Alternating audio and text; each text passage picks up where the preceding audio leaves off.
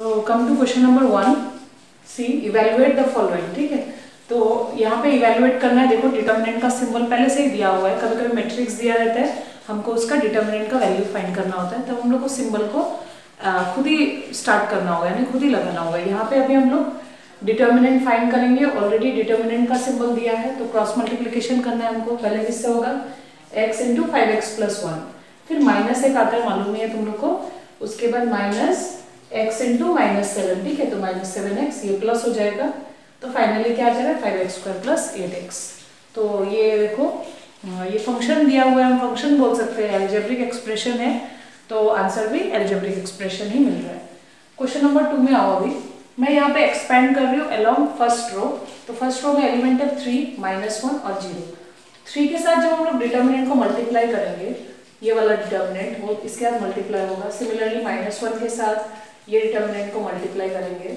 फिर last element है 0, जब 0 के साथ डिटर्मिनेंट को मल्टीप्लाई करेंगे तो वो 0 ही हो जाएगा, तो इसको नहीं लिखने से भी हो जाएगा। ठीक है, फर्स्ट हम लोग दोनों को ही करने से होगा, because it will cancel to 0. Okay, so now see again we will do cross multiplication. So 18 minus 2 here plus 1, ये हो जाएगा 15 minus 1, so ये आ जा रहा है 16, 16 3 are 48 और ये आ जा रहा है 14, so 48 plus 14 क्या आ जा रहा है 62।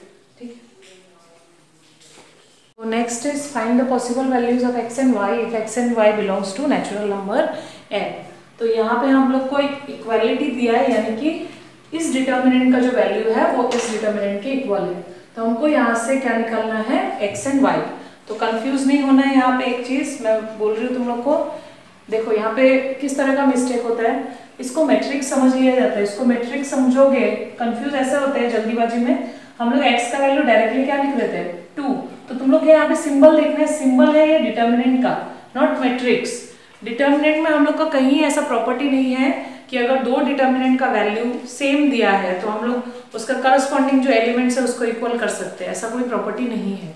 ठीक है, हमको क्या करना होगा, डिटर्मिनेंट को फाइंड करना होगा, उसको सॉल्व करना होगा। कैलकुलेट करने के बाद जो वैल्यू है that will be equal to the particular वो जो डिटर्मिनेंट का इक्वल है। ठीक है, तो यहाँ पे देखो सबसे पहले हम लोग कैलकुलेट कैसे करेंगे, मल्टीप्लाई करेंगे, क्रॉस मल्टीप्लीकेशन जैसा हम डिटर्मिनेंट में कर रहे हैं। 3 माइनस क्या हो जाएगा xy,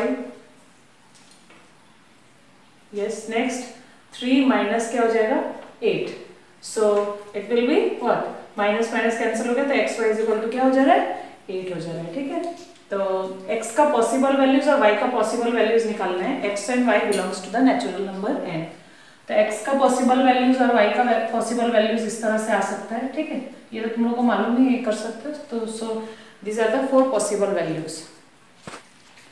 So next question is you have to prove that determinant of 2a is equal to 4 into determinant of a if matrix A is equal to 1 2 4 2. So first of all we will take left hand side. So देखो left hand side में determinant के अंदर में क्या है, that is twice a.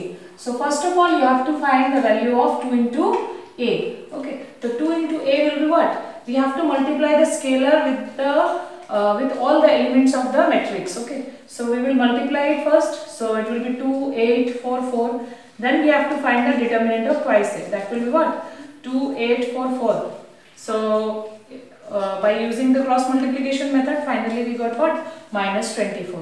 Now come to the right hand side part. In right hand side part we first need determinant of a, so first of all we have to find the determinant of a. Again we will do cross multiplication, so final answer is minus 6.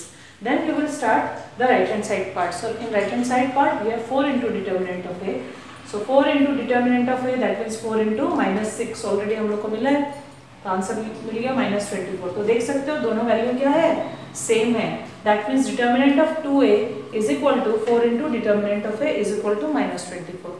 ठीक है, तो यहाँ देखो क्या हो रहा है, इसको हम लोग जनरल क्या लिख सकते हैं, in general we can write it as k into n is equal to क्या हो रहा है 4 हो रहा है, तो हम लोग k स्क्वायर लिख सकते हैं, यस k स्क्वायर लिख सकते हैं, बिकॉज k स्केलर मैंने लिया है, उसका वैल्यू है 2। ठीक है, तो k square into determinant of a ऐसा आ रहा है। ठीक है, तो ये हर एक के लिए ट्रू होता है, ये तुम्हारा थ्योरम भी है, तुम्हारा यहाँ बुक में तुम लोग देखना मिल जाएगा। ठीक है, तो मैं तुम लोग को क्या बोल रही हूँ, अभी ये तुम्हारा 2 into 2 मैट्रिक्स के लिए हम लोगों ने इसको प्रूफ किया that determinant of k is equal to k to the power 2 into determinant of A, ठीक है। और यहाँ पे 2 क्यों लिखा है देखो, क्योंकि ये मैट्रिक्स कितना ऑर्डर का है, 2 इंटू 2। तो मैं तुम लोग को नेक्स्ट एक क्वेश्चन दे रही हूँ तुम लोग को, जिसमें 3 इंटू 3 मैट्रिक्स होगा।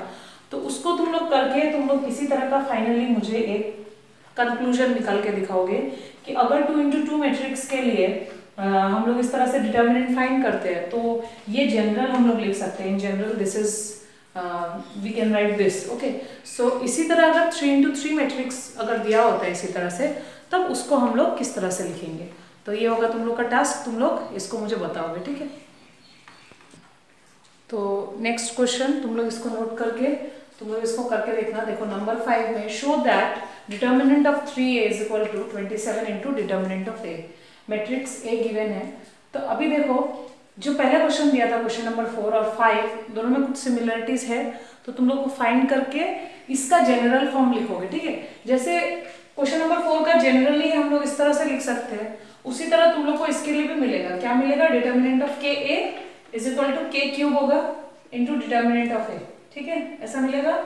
तो इन दोनों को देखकर हम लोग क्या लिख सकते हैं, उसका मुझे फाइनली एक कंक्लूजन तुम लोग लिख के दोगे, ठीक है। इन दोनों से हम लोग को क्या मिल रहा है, देखो ये अच्छे से, ये 2 इंटू 2 मैट्रिक्स के लिए है, but this is for 3 into 3 matrix.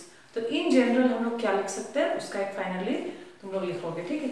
और ये दोनों क्वेश्चन जब सक जाओगे इजीली, क्वेश्चन नंबर 6, ठीक है, क्वेश्चन नंबर 6 को भी कर सकते हो, बहुत ही इजी क्वेश्चन है, इसी के ऊपर है, ठीक है। तो तुम लोग उसको करके देखना।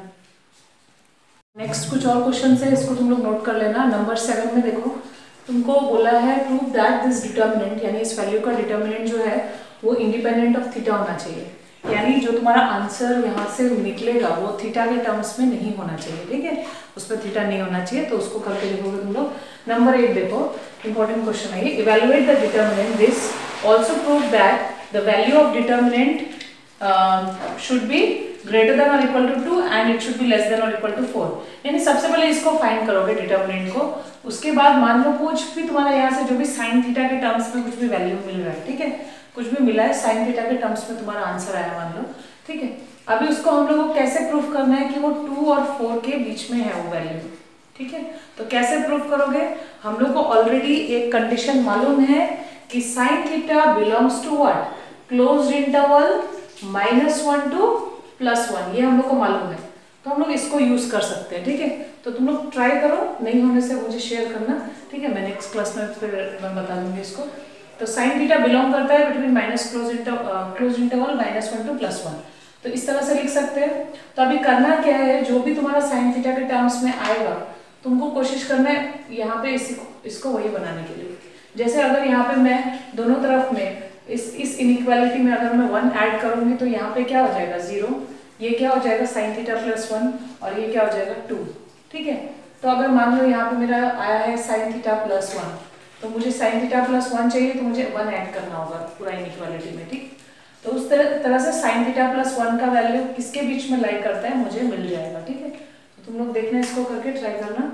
Number 9, find the value of x if, ये देखो ये डिटर्मिनेंट है, इसका वैल्यू 0 के इक्वल है। इसमें कंफ्यूज नहीं होना, मैं दोबारा से बोल रही हूँ, ये मैट्रिक्स नहीं है और ये नल मैट्रिक्स नहीं है, ये डिटर्मिनेंट है। डिटर्मिनेंट का वैल्यू निकालना मैंने तुम लोग को बताया, उसको निकाल के 0 के इक्वल इक्वेट करोगे, इक्वेशन मिलेगा, x का वैल्यू फाइंड हो जाएगा।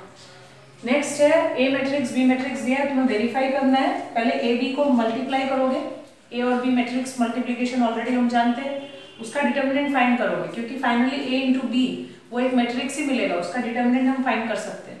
और राइट हैंड साइड में क्या करना है, इंडिविजुअली सबसे पहले a मैट्रिक्स का डिटर्मिनेंट, b का डिटर्मिनेंट, दोनों को निकाल के मल्टीप्लाई कर दो, ठीक है।